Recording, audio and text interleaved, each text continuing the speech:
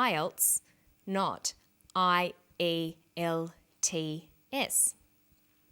Some other examples of acronyms are AIDS, that's Acquired Immune Deficiency Syndrome, and RAM, Random Access Memory. Another example is ASEAN. That stands for the Association of Southeast Asian Nations. There's one more common shortening in today's story. Listen for whether it's an abbreviation or an acronym. An EEG brain scan helps answer that, say the Swinburne researchers. He says an EEG. That's an abbreviation. We don't pronounce it EEG, we say EEG. EEG stands for electroencephalograph. That's a type of brain scan, but you can see why we shorten it to EEG. Notice that in formal academic writing, it's necessary to write out an abbreviation in full the first time you use it. So, if you wanted to write about an EEG, you'd write it out in full the first time and place the abbreviation in brackets, like this. An electroencephalograph, bracket, EEG, bracket, can help treat patients.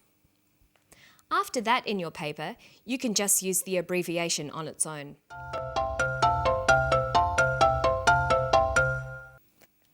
Okay, so let's listen to the clip again, but this time listen for words to do with universities.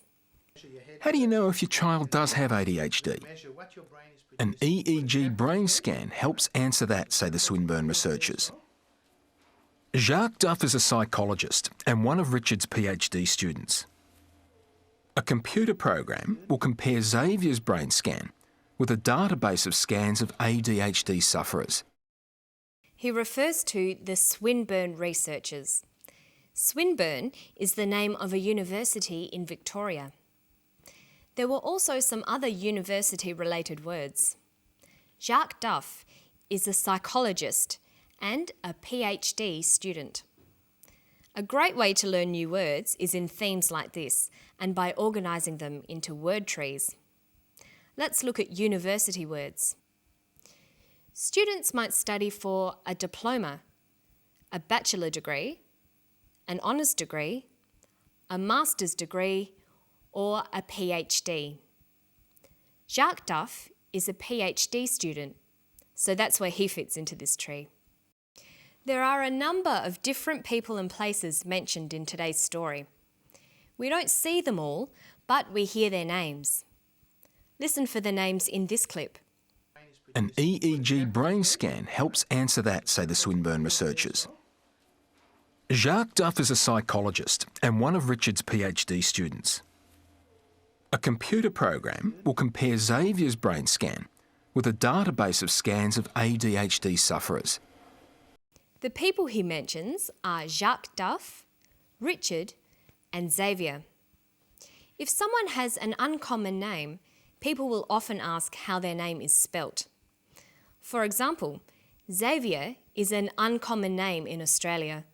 So if I met Xavier, I might ask him, "How do you spell your name?"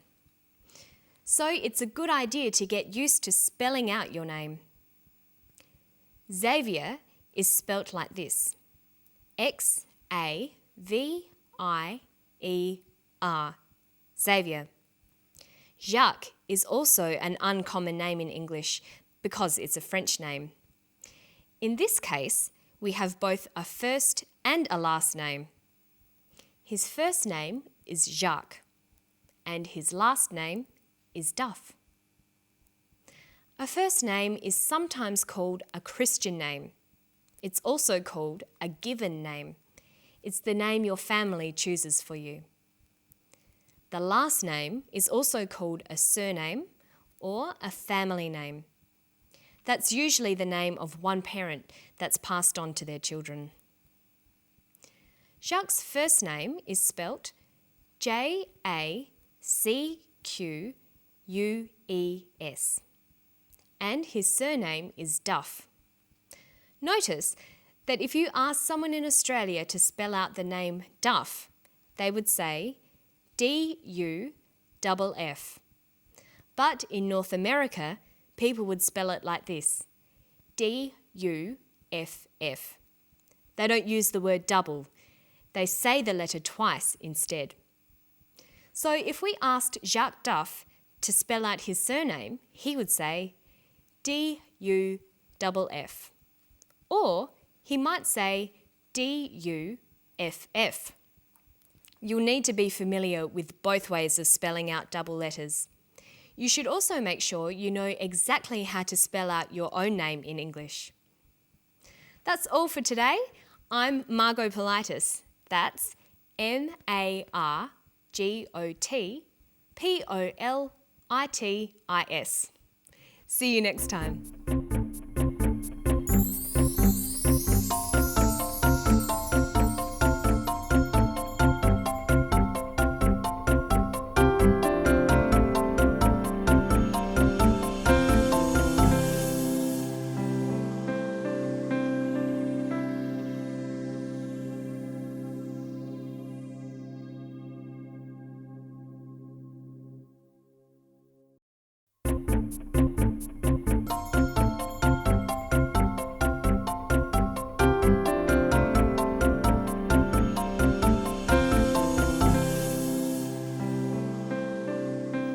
Hello, I'm Margot Politis. Welcome to Study English, Ielts preparation. Today we're going to look at ways of connecting ideas. There are many ways of doing this using conjunctions, words that join. First, let's listen to Paul Gibson, an architect, while he takes us on a tour of his new, environmentally friendly solar house. Well, we completed it about 2 years ago, and I guess one of the interesting things about it is that it's a fibro house, and most houses, I guess these days, are brick veneer, whereas this is fibre on the outside, timber on the outside, but there's bricks on the inside.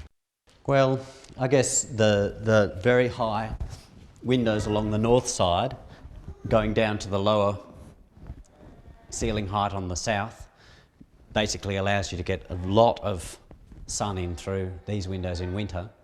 And the louvers which go out actually go to a point where the sun can be shaded completely in summer, but they can be opened to let the sun right back into the house through winter. This house actually has two north faces. There's the north face of all the living rooms, 3 actually, and then the master bedroom has a north face and the other bedrooms also have a north face. So it's trying to maximise what we call the aperture of the house, which is how much sun you actually get into in winter.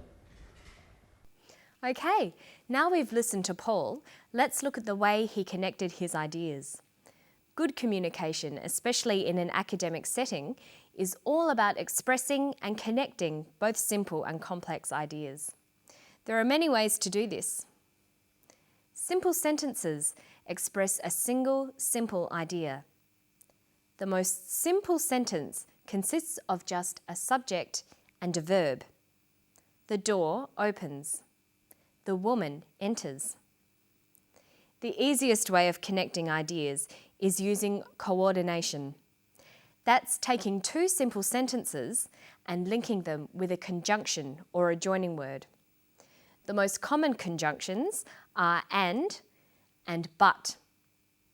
Other common ones are yet, or, for, and so. We use the most simple conjunctions in place of a full stop. The door opens. The woman enters. The door opens and the woman enters. The door opens. The woman doesn't enter. The door opens, but the woman doesn't enter. Listen to an example here. Well, we completed it about 2 years ago, and I guess one of the interesting things about it is that it's a fibro house, and most houses, I guess these days, are brick veneer. It's a fibro house, and most houses are brick veneer. It is a fibro house. Most houses are brick veneer. These are two simple sentences. They can be linked together to form a longer sentence called a compound sentence. It is a fibro house and most houses are brick veneer. Compound sentences have two independent clauses, two clauses that can be separate sentences. Here's another one. Ceiling height on the south basically allows you to get a lot of sun in through these windows in winter, and the louvers which go out actually go to a point where the sun can be shaded completely in summer, but they can be opened to let the sun right back into the house through winter. He's talking about the louvers. He joins together two sentences. The louvers go to a point where the sun can be shaded completely in summer. They can be opened to let the sun back in through winter. He joins these sentences together using but. Notice we use a comma as well. The louvers go to a point where the sun can be shaded completely in summer, comma, but they can be opened to let the sun back in through winter. The conjunctions and but can also be used to join words and phrases in lists. We separate words with commas and then use a final and. The house is made of fibro. The house is made of fibro and timber. The house is made of fibro, timber and bricks. Listen to this example. Most houses, I guess these days, are brick veneer, whereas this is fibre on the outside, timber on the outside, but there's bricks on the inside. He forms one compound sentence from simple sentences. The house is fibro on the outside. It is timber on the outside. It is bricks on the inside. Notice that and is used to list similar things, but is used to contrast different items in a list. So we could also say the house is fibro and timber on the outside, but bricks on the inside. Okay, so that's an introduction to coordination. Remember, coordination is linking independent clauses with conjunctions. This forms compound sentences.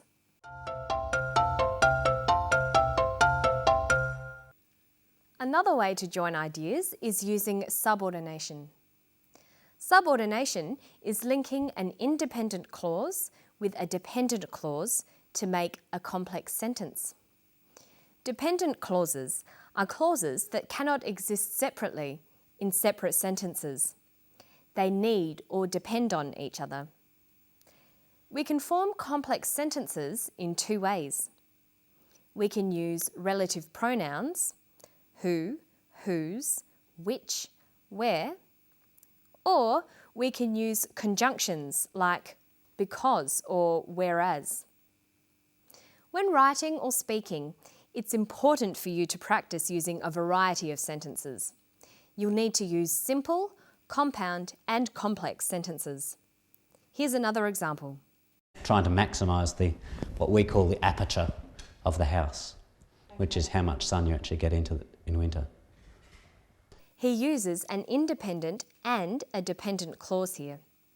Look at these two sentences. They are trying to maximise the aperture of the house. The aperture of the house is how much sun you get. He joins these two sentences together with a relative pronoun. They are trying to maximise the aperture of the house, comma, which is how much sun you get. Now let's practice that. Join these simple sentences to make compound sentences using coordination. Here, try to use and but. The master bedroom has a north face. The other bedrooms have a north face. The master bedroom and the other bedrooms have a north face. And here's another one. The house is warm in winter. The house is cool in summer. The house is warm in winter, comma, but it's cool in summer. Now let's practice subordination. That's making two sentences into one complex sentence. Try using whereas. The house is warm in winter. Most houses are cold in winter. This can become, the house is warm in winter, comma, whereas most houses are cold in winter. And here's another one. Here, try to link the sentences using which. The house is made of fibro. Fibro is a cheap building material. The house is made of fibro, which is a cheap building material. You'll need to practice forming simple, compound and complex sentences. There are many ways to do it and many different ways of punctuating. This is very important for your written work. And that's all for today. I'll see you next time on Study English. Bye-bye.